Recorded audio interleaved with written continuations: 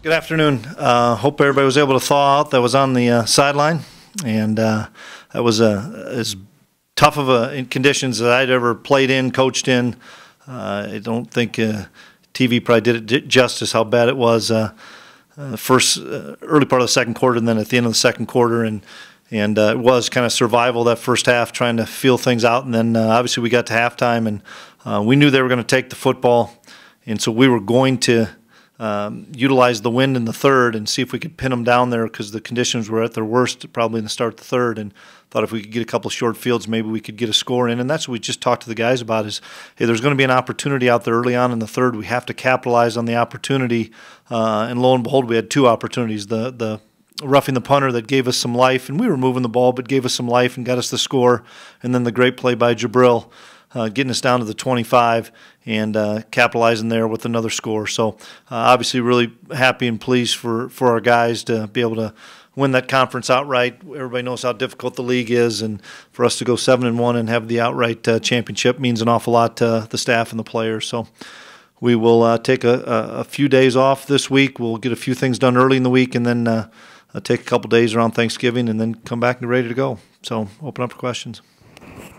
Chris, were you surprised that you ended up at the 2 spot? No, I really wasn't surprised. I know there was debate on 2 or 3, but I thought if we took care of business with our convincing win over South Dakota the week before that, if we just took care of business, I thought we would be the 2 seed. To get to this point, do you guys take a moment to acknowledge the accomplishments that you guys have at this point? Do you talk to the guys about recognizing their achievement? Yeah, well, we try to throughout the season as well, but today we haven't met with them. We'll meet with them at 4:30 today, but absolutely, and we talked even the last couple weeks of it's an unbelievable grind, but enjoy the journey too, especially you seniors, because now it's you're playing till if you lose you're out. So enjoy the journey, enjoy the time, and that's the thing that's so neat about the last week of the season. We have all of our seniors talk, and they talk about all their great times over the last 4 and 5 years, and I just keep reminding those guys that what this group and what the previous groups have done is just remarkable to win this league 7 straight years, and take the time and enjoy the journey, because it's a lot of fun and pretty neat what we've accomplished. Mr. Klieman, what does 5 Valley teams mean to you? Yeah. No respect.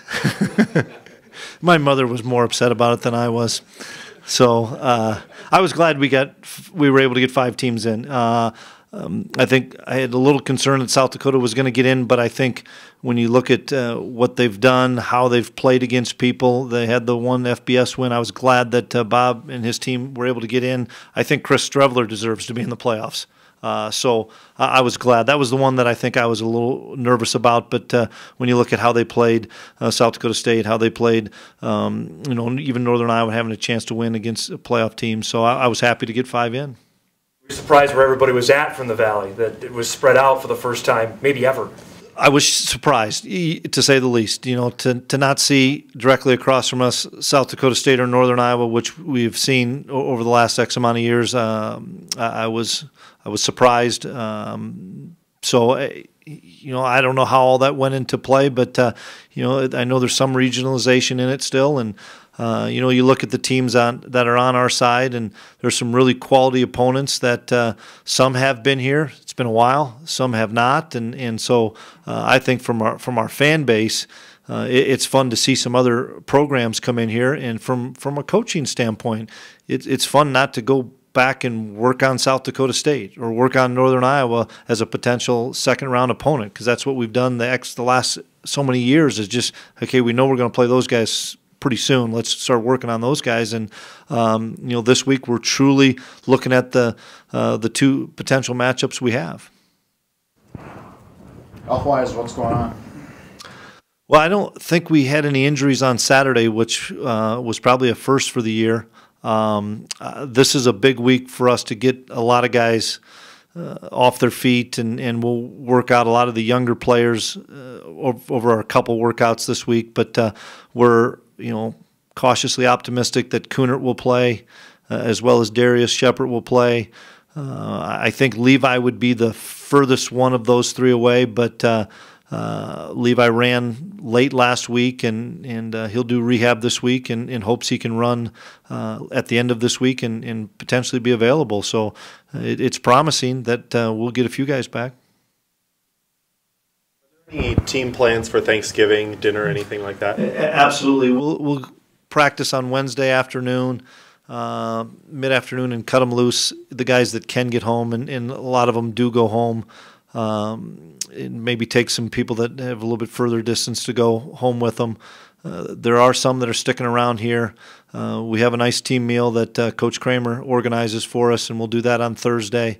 The guys aren't back till Saturday, late afternoon, early evening, and we'll get a workout in on Saturday afternoon, early evening. So they'll be off, Wednesday night, all day Thursday, all day Friday, and for the most part, a good amount of time Saturday. Chris, how important is that reset? Not just time off, but time to get away. Just to recharge and re-energize. Same thing for coaches. We didn't work yesterday as a coaching staff. Took yesterday off. We'll grind today, tomorrow, Wednesday. We'll take Thursday off, and then we'll come back and get after it on Friday. But for our players, just to get away and relax and get their feet up and get caught up on some academics, as well as the extra treatments they have with Bobby and his staff are really important, because your body's beat up. Everybody's body's beat up now.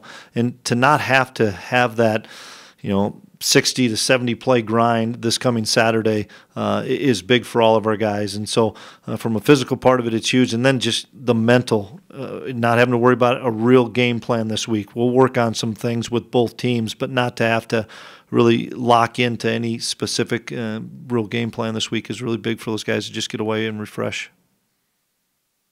Having familiarity with San Diego, does that make things easier this week? I know it's a different team, but are you a leg up on that at all?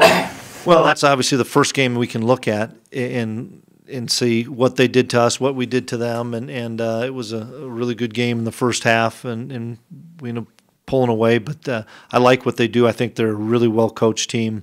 I like their scheme offensively because they want to run the football, and they played really good defense against us last year. So that one's the first one we'll look at, just because we have the common game. And then Northern Arizona, the best thing for us to do is look at the two Valley games. We looked at Illinois State and looked at Western, and we were looking at those anyway because we had them. And actually we saw them, I think, against Eastern Washington even. So we've seen them, but now we'll focus on those two. And so that's what the coaching staff's doing this week.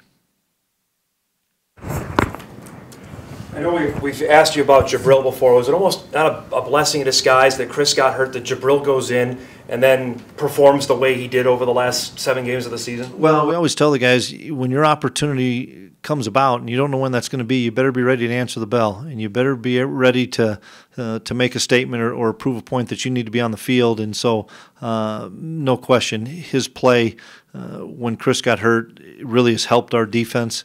Get derailed a little bit when he had to miss the first half, because essentially he had to miss the whole South Dakota State game because it was just hard. He wasn't part of the game plan early on, but I think he's settled in. He's played 2 games back-to-back where he's played most of the snaps, South Dakota and Illinois State, and getting more confident. I think it helps when he has safeties behind him that know everything in the defense that can help him when there are some shifts and trades and motions, and he has Nick next to him. So he's playing at a really high level, and the interception he made, he was beat, but he closed ground and then did what a lot of young players don't do, look back. And he looked back once he got what we call back in phase, looked back and was able to make the interception, and that was a really big play in the game. Where to Luca and Tanguay health-wise? I think Nick's probably a little bit further along as far as a little more healthy than Nate. We've been fortunate. We've been able to drain their knees a couple of times. I know with Nate a couple of times. And we haven't had to play Nate as many snaps. This was a tough game for the defensive line to dig their feet in. But I think the week off for both those two obviously won't practice this week. The week off for both those two is going to help those guys a bunch, because just not having the wear and tear of having to pound on the turf for even a couple practices. The one thing I appreciate about both those guys is they haven't missed practice time. They want to be out there, because they're such a presence when they're both out there on the practice field, and let the young guys know that, hey, you can fight through injury in practice. And secondly, they don't want to miss any reads. They don't want to miss any of the game plan adjustments or the looks. And so for those guys to be able to take a full week off and not have to worry about being on their feet, I think they'll both be really strong come 1st of December. Better positioned in terms of bodies this year going into the playoffs than you were a year ago? Even though you've had a ton of injuries this year, do you feel like you're in a better position? Yeah, we hope so. We need to continue to stay healthy and maybe get a few of those guys back, which would be key for us to get Levi and some of those guys. And we have to get Shep back. And, Ty, that was a tough game for Ty. He couldn't get loose. His hamstring was bothering him. And practicing in the cold weather last week absolutely didn't help Ty, and then playing in the cold weather didn't help him. So we need to be able to get Ty back on some dry, warm turf that he can play on. But I think it has helped us, and I think we are better equipped. But you still another something happens in the first playoff game at a critical position. Running back and linebacker are still where we're most thin. Even though DeLuca and Tangway are both not 100%, you didn't have either of those guys last year. And so how big is it to have those guys back for whatever run you? Yeah, it's really big to have those guys back from a leadership standpoint, from the fact that they're both seniors and really hungry and want to play and want to leave their legacy here. I think that we look at our game against San Diego last year, and we had maybe 5 or 6 guys that played significant roles or started in that game they're still on the team but not starting now. And you think, wow, we were playing some pretty good defense at that time of the year.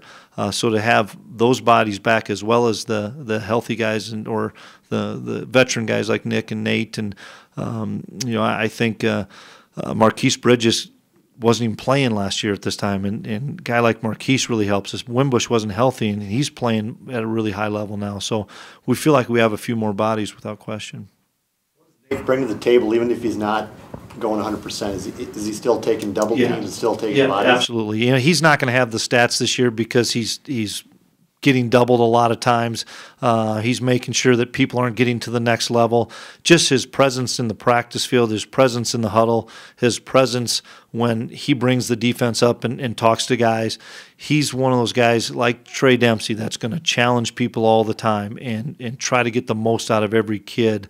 He's one of the best leaders I've ever been around, and he does a great job on a daily basis, not just on Saturday, but on a daily basis of challenging guys.